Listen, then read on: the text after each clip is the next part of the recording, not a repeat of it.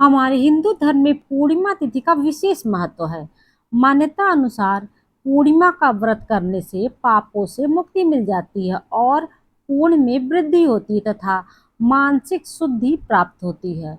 पौराणिक मान्यता के अनुसार पूर्णिमा के दिन चंद्र दर्शन करने से मानसिक और शारीरिक रूप से सुखद बदलाव आते हैं।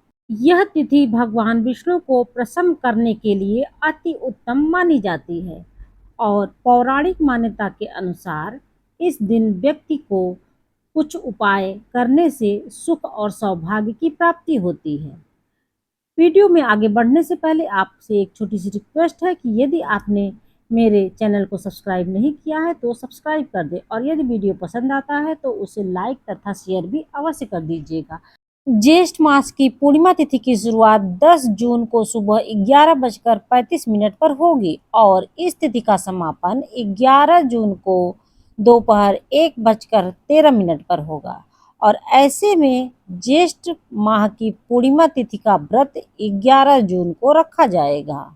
इस दिन स्नान, ध्यान और पुण्य कर्म का विशेष महत्व होता है। ज्येष्ठ पूर्णिमा के दिन श्वेत वस्त्र धारण करके भोलेनाथ की पूजा करनी चाहिए। इस दिन पीपल के पेड़ की पूजा करना भी शुभ माना जाता है। मान्यता अनुसार पीपल के पेड़ पर भगवान विष्णु संग माँ लक्ष्मी वास करती हैं और इस दिन चंद्रमा की पूजा का भी विशेष महत्व होता है। चंद्रदेव को दूध से अर्घ देने से जीवन में आ रही सभी समस्याएं समाप्त हो जाती हैं।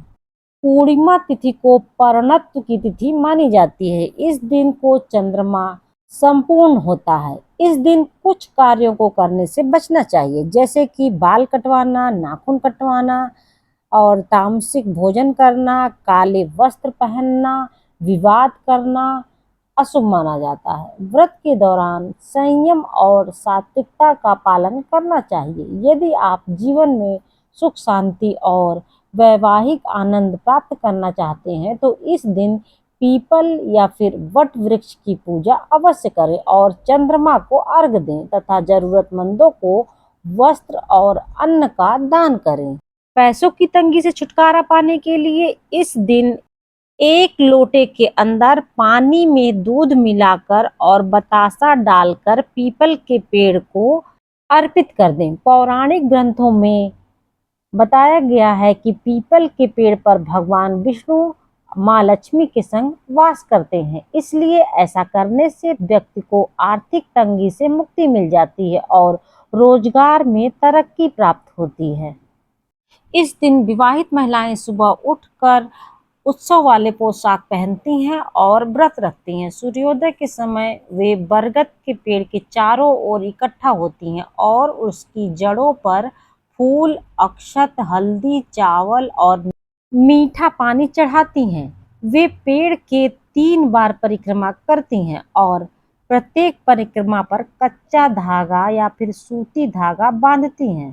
फिर बड़ों का आशीर्वाद लेकर उपयोग किए गए कपड़े और श्रृंगार के सामान को किसी बुजुर्ग या फिर विवाहित महिला को उपहार स्वरूप दे दिए जाते हैं और अंत में भगवान विष्णु और माँ लक्ष्मी के मंत्रों का जाप किया जाता है। और इस दिन ज्येष्ठ पूर्णिमा व्रत की कथा सुनी जाती है।